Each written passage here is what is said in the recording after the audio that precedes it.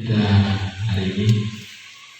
Jadi tidak perlu menyapa satu persatu, sedikit kita langsung saja. Kita langsung menuju pada tema yang sudah ada di depan, yaitu tentang budaya positif. Yang ini menjadi tugas yaitu sebagai guru penggerak di angkatan 10 atas nama Bapak Silsius Raka SPD. Dan di kesempatan yang berikut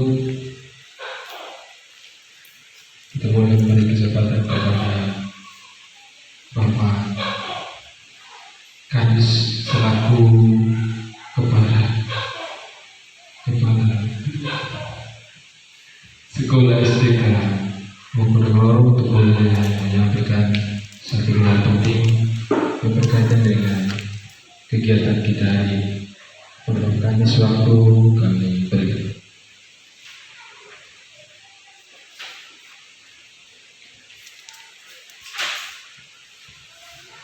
Baik, terima kasih atas waktu yang diberikan.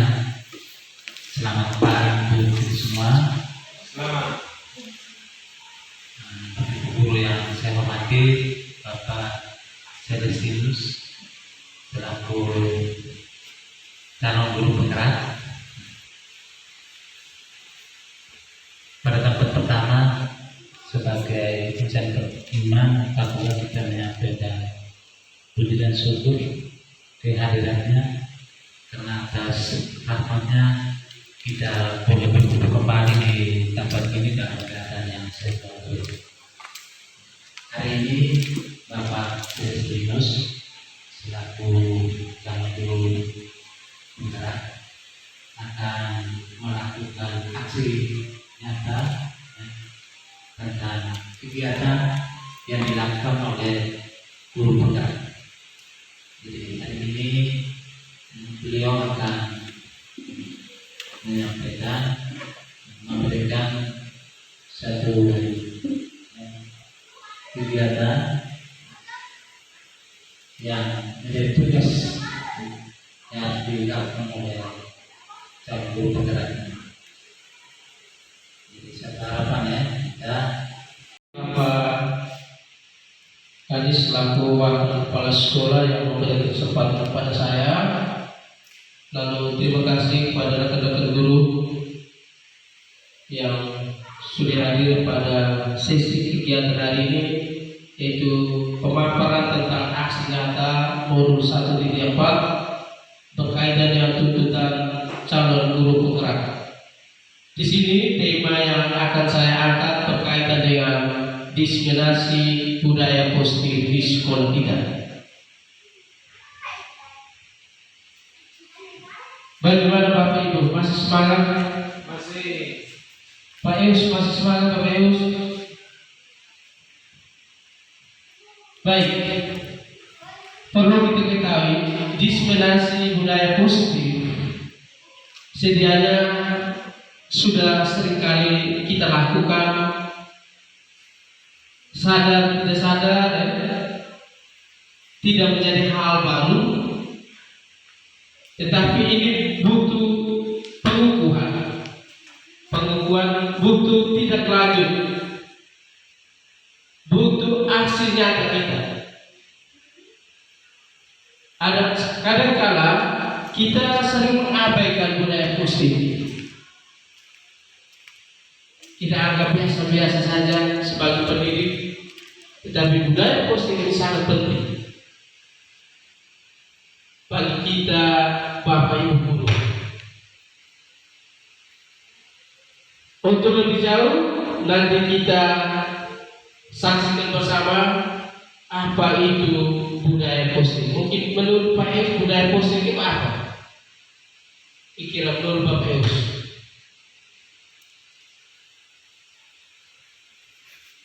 Pemikiran Bapak Eus berkaitan budaya positif. Dari dua kata, budaya dan positif. Mungkin Ibu Irma istiadat yang baik. Bapak kami budaya positif, budaya menurut pemahaman kita. budaya positif itu budaya yang sudah menjadi tradisi di suatu tempat sehingga bisa diikuti oleh sama yang lain untuk boleh diteruskan ke generasi. Baik, terima kasih tentang untuk kedua teman guru.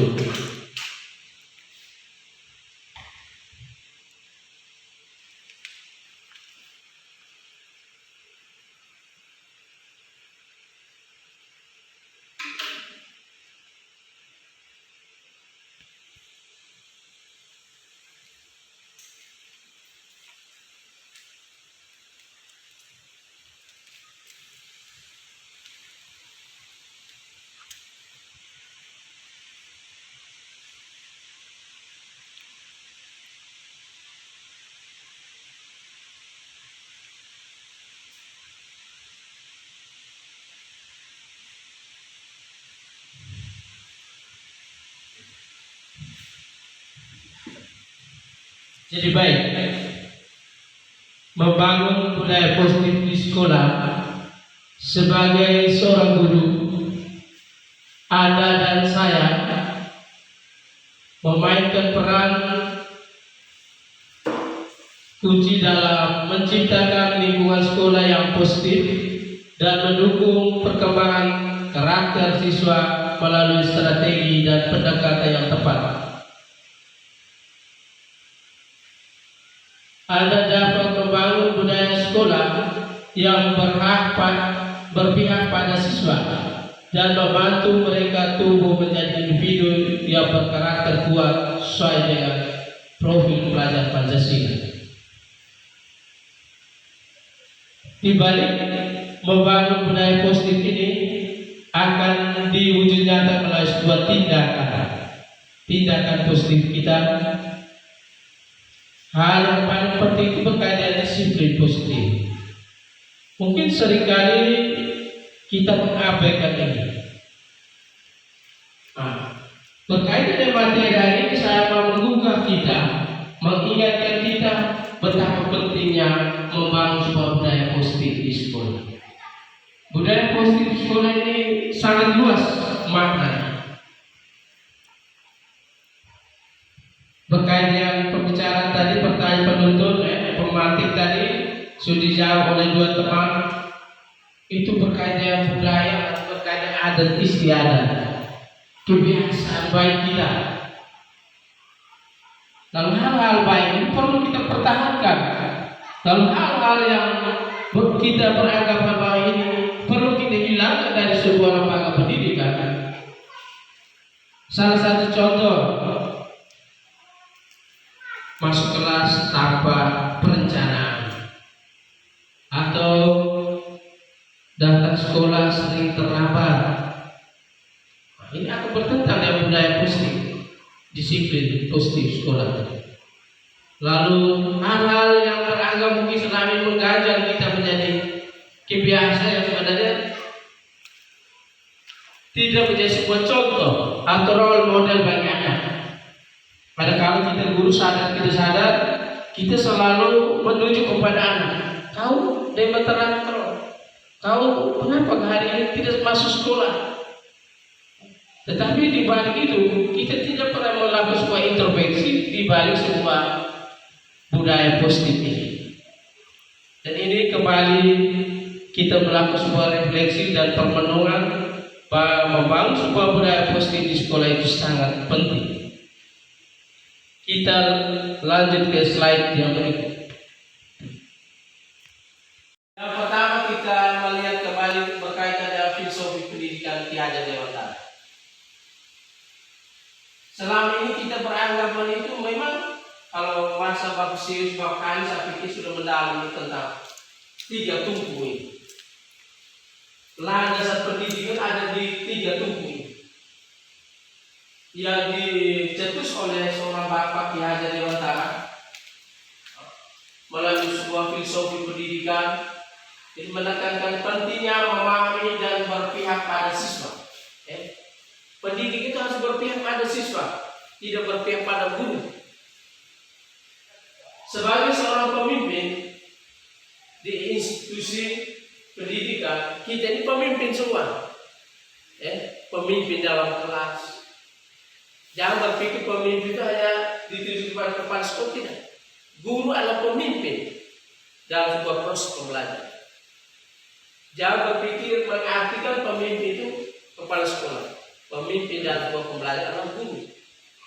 Sebagai seorang pemimpin di institusi pendidikan, Anda dan saya perlu memotivasi warga sekolah untuk memiliki, meyakini dan menerapkan visi atau nilai-nilai kebajikan yang disepakati bersama. Hal ini akan menciptakan budaya positif yang benar-benar berpusat pada kebutuhan dan perkembangan siswa. Nah, kita kembali ke filosofi pendidikan yang pertama. Ada 3 tumpu tadi. Yang pertama itu apa?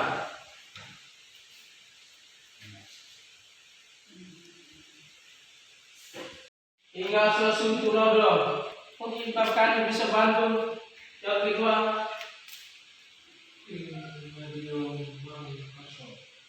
yang ketiga profesi mungkin bisa baca dari situ.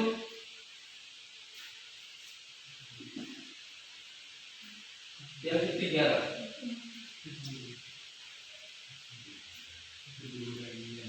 baik saya pikir ini tidak hal baru, tetapi kita selalu mengabaikan 3 pilar penting. Pendidikan berlandaskan 3 pilar. Yang pertama, ingat sungkunodo. Dia menjadi teladan. Siapa yang menjadi teladan? Guru sendiri. Tidak bisa jadi teladan yang baik bagi siswa. Memberikan contoh positif. Contoh positif apa? Datang lebih pagi. Sebelum kita menuju anak, kita harus introspeksi. Saya bisa jadi role model bagi mereka. Hanya karena siswa itu belajar dari guru. Belajar dari guru. Kalau kita selalu mengabaikan waktu, buang-buang waktu, siswa itu ada perlu pertanyaan. Tumpu pertama atau filosofi pertama ini terletak di mana? Pada anak, pada guru. Maka kita guru menjawab adalah kita sebagai teladan. Kita bisa jadi contoh atau role model bagi anak.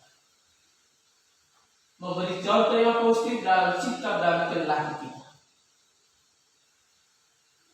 Yang kedua, Hikmadia Mangkaswa itu memotivasi. Kita selalu memberi motivasi. Guru jangan sesekali mengeluh. Jangan sesekali mengeluh. Lalu setelah motivasi kita mendorong semangat.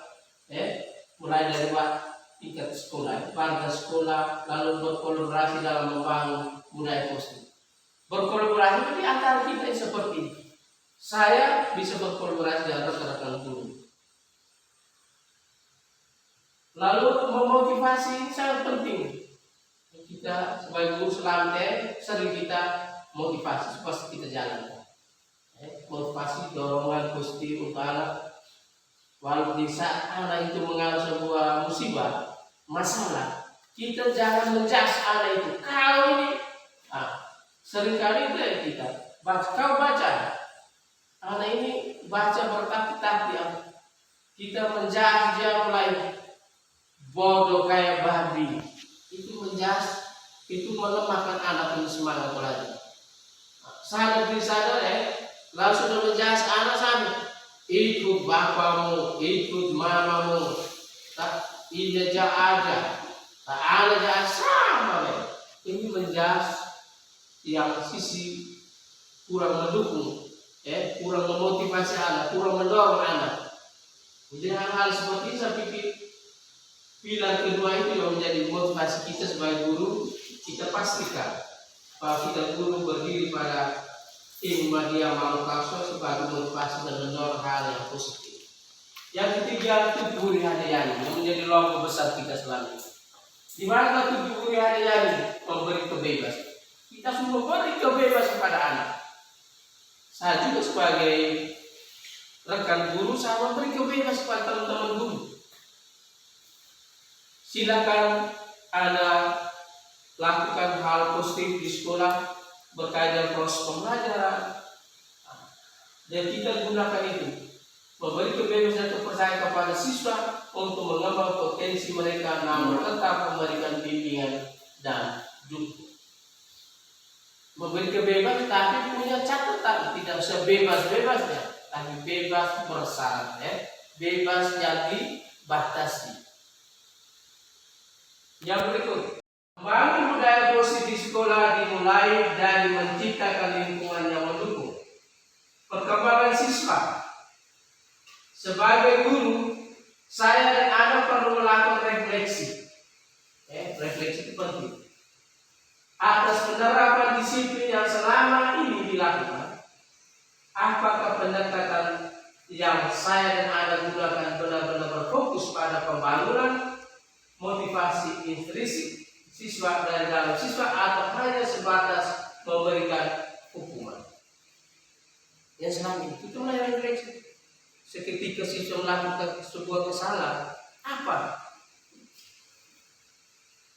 yang saya lakukan? Apa yang sekedar hukuman? Menjasti anak itu bahwa ini bisa saja berkait dengan bully tadi, melakukan kekerasan, suara besar, atau memberi hukuman. Nah, sekarang kita lihat pada 3 titik di bawah untuk menjaga menumbuhkan lingkungan positif. Yang pertama, disiplin positif. Nah, Bapak Ibu, sebagai seorang guru, kalau tidak melekat dalam dirinya tentang disiplin positif, berarti itu hampa. Kita tidak bisa menjaga sebagai role model tadi di depan filosofi yang diantara. Kita bisa menunjuk sebagai role model. Disiplin positif adalah pendekatan yang menekankan pada pengembangan tanggung jawab dan kemandirian siswa. Fokus pada membantu siswa memahami konsekuensi dan tindakan mereka, dan mendorong mereka untuk memperbaiki kesalahan, bukan hanya memberikan hukuman. Kita memperbaiki. Setelah kita jangan kita menghukum, tidak ada solusi. Selalu memberi, memperbaiki tindakan yang mereka lakukan dianggap salah. Lalu yang berikut berkaitan menjawab anak yang bermasalah, anak yang dianggap gagal, itu kita harus gunakan restitusi itu. Nah, restitusi adalah proses penyelesaian masalah. Di sini lengkap. Nanti kita coba Bapak Ibu. Kami sudah melakukan uji coba di antara kami para calon guru penggerak menggunakan restitusi segitiga menyelesaikan masalah yang kita hadapi di sekolah. Contoh, anak yang nakal di kelas. Metode apa yang kita gunakan? Restitusi segitiga yang kita gunakan. Nanti sebentar saya akan jelaskan secara detail restitusi segitiga itu. Lalu apa? Itu ada 3 komponen yang akan kita tindak lanjut berkaitan masalah di sekolah. Masalah yang kita hadapi, sehingga kita guru tidak kebingungan. Ini bagaimana? Apa yang saya harus lakukan ketika mengalami anak itu yang masalah? Mungkin berkelahi di sekolah, memukul, membuang sampah di dalam kelas, atau ribut dalam kelas, tidak mengikuti KBM dengan benar. Kita gunakan restitusi segitiga. Di sana pasti akan tuntas menyelesaikan masalah. Kita menggali sehingga siswa yang dianggap dia gagal, kita jangan memvonis dia itu salah. Kita gunakan restitusi segitiga, menggali masalah dan menyelesaikan masalah, tidak menambah masalah. Yang ketiga, motivasi intrinsik. Motivasi itu harus datang dari dalam dulu.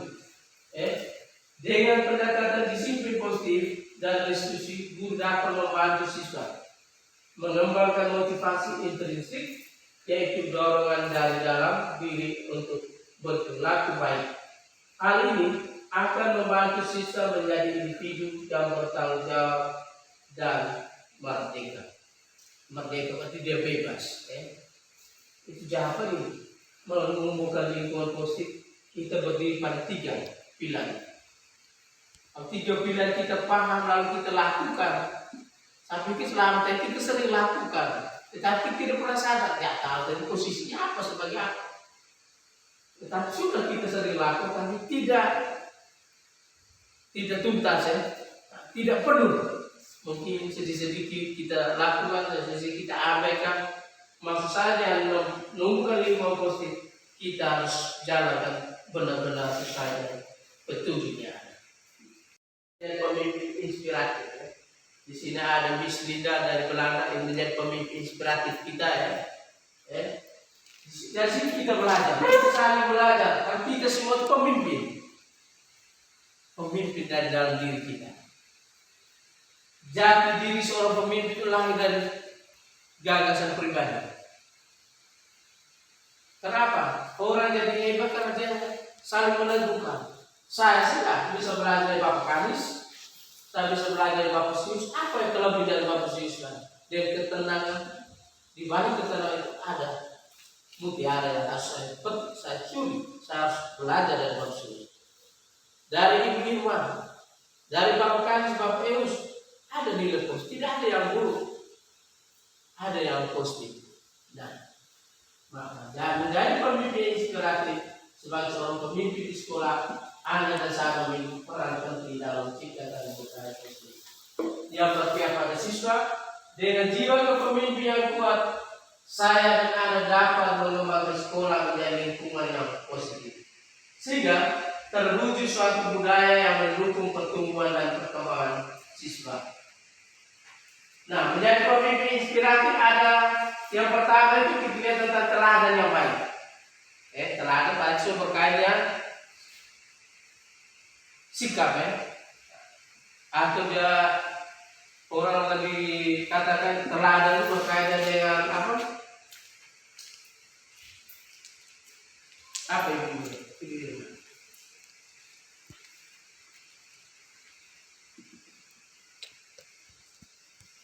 Teladan. Contoh. Itu masih contoh. Contoh sikap yang baik ya, berarti teladan nanti berkaitan dengan kita punya apa? Potensi diri yang positif ya, yang ada dalam diri kita, atau lebih tentang nih Pak Yus, kira Pak Yus bisa bantu nih. Jadi Pak Yus sebagai kepala tenang. Jadi berkaitan teladan yang baik itu berarti sebagai pemimpin, Anda dan saya harus menjadi teladan yang baik bagi warga sekolah. Perilaku dan sikap harus mencerminkan nilai-nilai kebajikan yang ingin ditanam kepada siswa. Integritas ya, teladan itu berarti integritas. Yang kalau calon bupati, orang lihat integritas. Nilai-nilai kebajikan apa yang selama ini dia buat untuk orang lain. Oh, orang ini integritasnya baik, sikap, tanggung sapa, di dalam integritas berarti nilai moralnya, keteladan bisa dicontoh untuk orang lain. Lalu penggerak perubahan, Anda dan saya harus menjadi penggerak perubahan yang mampu memotivasi dan menggerakkan seluruh warga sekolah untuk bersama-sama mewujudkan visi dan nilai positif yang disepakati. Visi kita itu sudah tertera dalam sebuah buku besar kita yang di Yaper Sukna ya, dan itu harus kita jalankan sesuai visi yang ada. Lalu turunan dari visi itu setiap guru punya visi, visi target kita untuk mencapai visi yang besar di sekolah. Kita punya turunan visi ke bawah. Lalu yang berikut pemberdayaan potensi. Sebagai pemimpin, saya dan Anda harus mampu memberdayakan potensi setiap warga sekolah sehingga mereka dapat memberikan kontribusi terbaik dalam menciptakan budaya positif di sekolah. Pemberdayaan di sini sangat bermakna ya. Selama ini kita lakukan sebuah pemberdayaan, memberi kontribusi. Contoh pemberdayaan berkaitan tenaga luar ya. Contoh ini mewakili lakor. Kita melakukan pemberdayaan masyarakat, bisa berkolaborasi di sekolah, sama-sama kita lakukan sebuah latihan. Lalu pemberdayaan hal lain, contohnya apa Ibu? Kita pemberdayaan, laku sebuah pemberdayaan secara sukarela warga komite itu sebuah pemberdayaan terus kita jalin selama ini melalui sebuah komunikasi kolaboratif berkaitan dengan misi bersama. Kata aplikatif ini tidak jauh beda juga, ini aplikasi, tetapi tidak aplikasi Dalam upaya membangun budaya positif di sekolah, penerapan pembelajaran yang aplikatif dan berpihak pada siswa menjadi sangat penting. Sebagai guru, saya dan Anda harus memastikan bahwa setiap proses pembelajaran dapat memberdayakan siswa dan mendorong mereka untuk menjadi pembelajar yang sepadan. Yang kedua, dari menuju ke pembelajaran aplikatif, ini dia turun ke yang aplikatif nanti berkaitan aplikasi jadi aplikatif tadi turunnya dari inovatif lalu aplikatif berpihak pada siswa pembelajar sepanjang hayat. Perlu kita ketahui makna ya. Maka saya langsung menjelaskan dan saya harus tanya terbalik dari belakang. Kita langsung lihat apa itu inovatif, pembelajaran seperti apa, kembangkan metode pembelajaran inovatif dan interaktif sehingga menarik minat dan antusiasme siswa. Jadi kita buat pembelajaran inovatif, selalu punya ide-ide baru, gagasan baru, pertahan terus metode yang sama dari tahun yang tidak enak, gaya style sama saja, buat inovatif. Jadi kita setiap hari dari sisi buku PMU kita tahu buku akan bagi amplop. Itu inovatif dulu. Dia rubah gaya. Yang berikut aplikatif. Apa itu aplikatif? Itu rancang pembelajaran dapat diterapkan dalam kehidupan sehari-hari siswa sehingga mereka dapat melihat relevansi dan manfaat. Itu dari rencana pembelajaran aplikatif. Lalu berpihak pada siswa. Fokuskan pembelajaran pada kebutuhan dan perkembangan siswa sehingga mereka dapat tumbuh secara optimal. Lalu pembelajaran sepanjang hayat, dorong siswa untuk menjadi pembelajar yang mandiri dan antusias dalam mengembangkan diri mereka sendiri. Jadi belajar yang besar seperti SD Kabupaten Negoro tanpa membangun tim yang solid itu sia-sia. Siapa saja, kalau tanpa ada kolaborasi, kerjasama, diskusi, saling dengar, saya pikir ini tidak bisa menjadi tim yang solid. Tim yang solid sedia sekata. Dan ini selama ini saya pasti saya memberi apresiasi kepada kita di STK Works sudah kita lakukan. Yang berat jadi ringan hanya kalau kita solid, kerjasama, saling meneguhkan, saling mengingatkan, saling melengkapi, saling memenuhi. Nah, selama ini secara tidak kita lakukan, kita melihat aplikasi ke dalam berkait dengan materi, kita menggunakan teori yang ada. Menciptakan budaya positif di sekolah tidak dapat dilakukan sendiri. Sehebat-hebatnya Pak Eus, dia tidak bisa lakukan sendiri pengisian rapor. Dia sebut orang lain, barulah tim yang solid. Dibutuhkan kerjasama dan komitmen. Harus komit. Contoh, kita ke depan ada kegiatan ini, kita kontribusi per guru sekian, 20. Dan saya pas hari ada guru tidak komit, ya, saya cukup ini, saya tidak setuju lagi. Tapi kata komitmen ini tidak ada. Apapun menjadi keputusan kesepakatan kita harus komitmen dengan pernyataan kita. Itu baru namanya timnya solid. Dari seluruh warga sekolah, mulai dari kepala sekolah, guru, hingga staf administrasi kalau ada sebagai guru, Anda harus dapat membangun tim yang solid dan bekerjasama dengan baik. Jadi satu hal ke depan, kita solid untuk waktu. Guru kalau sudah solid, apalagi masalah. Dan Islam ini saya jujur di sini, saya tidak ada nada minor. Kalau ngomong kompak kita kompak. Apalagi dua office mentor kita, Dr. Sius Bakani. Kalau dua yang sudah tunduk kepala, berarti kita ikut dari belakang. Dan itu komunikasi itu pasti berjalan. Tidak menjadi sebuah keputusan sepihak atau keegoan. Mungkin saya di atas kepala sekolah, saya mengambil sebuah keputusan tanpa konfirmasi ke bawah.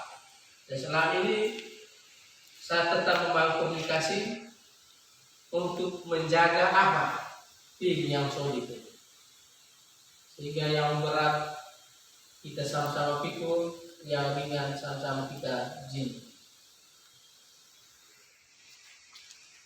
Bisa dibaca di sini. Kepemimpinan yang inspiratif untuk kepala sekolah terus mampu memberikan kepemimpinan yang inspiratif dan memotivasi seluruh warga sekolah. Mungkin Bapak kami di visi yang jelas. Visi yang jelas adalah seluruh warga sekolah harus memiliki kesamaan visi dan nilai-nilai kebajikan yang disepakati secara bersama. Bapak ini kompetensi standar. Bisa bantu. Biar guru yang dan harus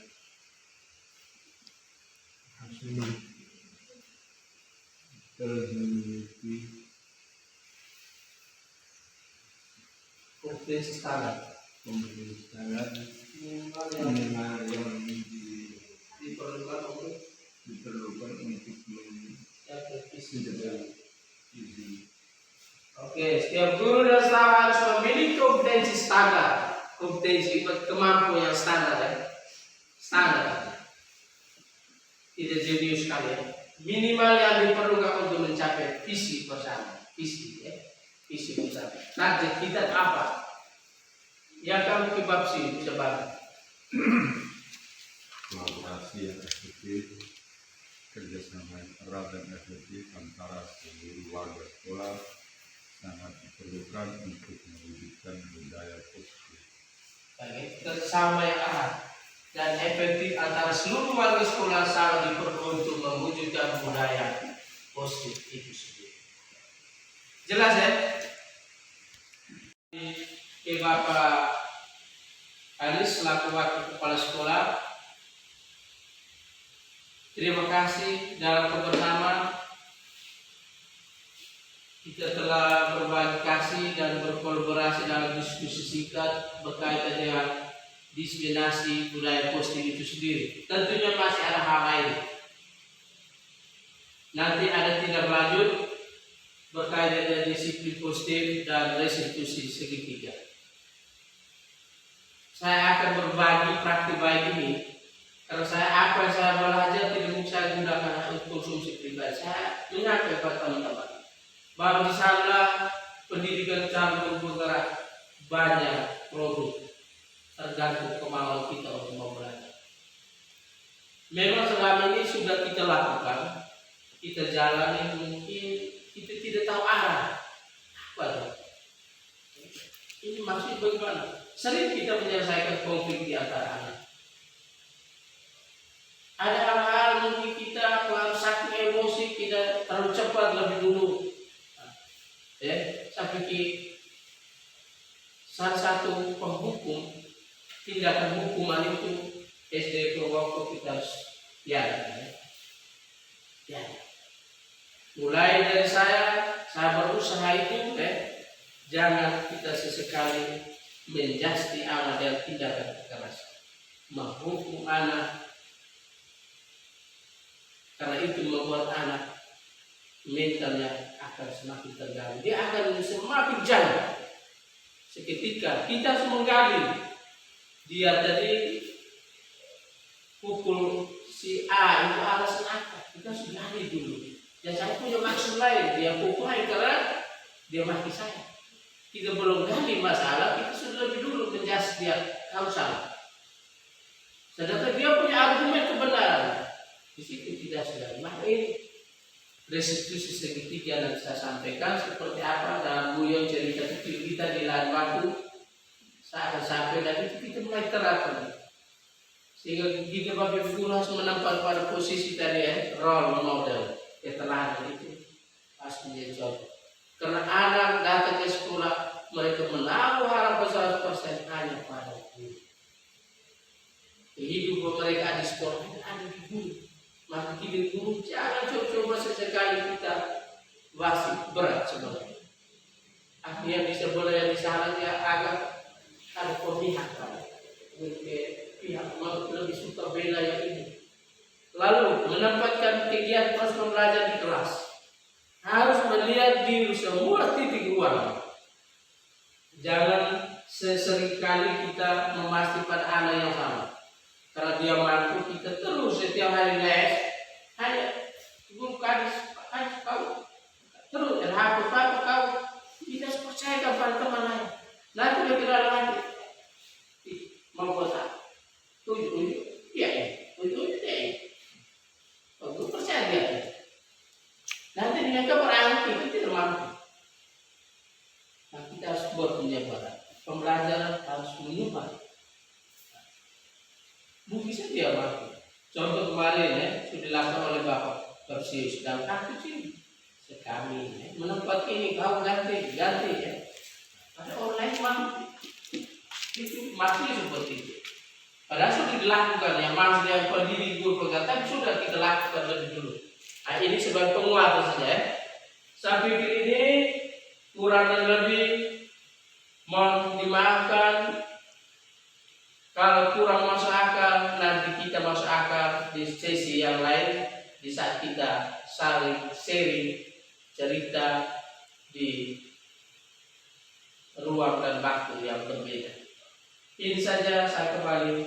Terima kasih dan selamat siang. Berbagi dengan apa yang dia pelajari hari ini. Bakti Indonesia sekedar hanya mau mengingatkan kita tentang bagaimana dengan budaya yang positif dan sudah disampaikan bahwa memang sudah kita lakukan sudah pernah kita lakukan mungkin yang selama ini kita lakukan hari ini ya diingatkan kembali ya bagaimana kita menerapkan tentang budaya yang positif. Ada beberapa ya hal yang mungkin saya catat sini. Yang pertama untuk keberhasilan ya disiplin yang budaya yang positif ini kita sebagai pendidik ini sebagai kunci utama ada di kita bagi guru sebagai pendidik. 70-80% anak itu mengikuti kita. Jadi seperti tadi contoh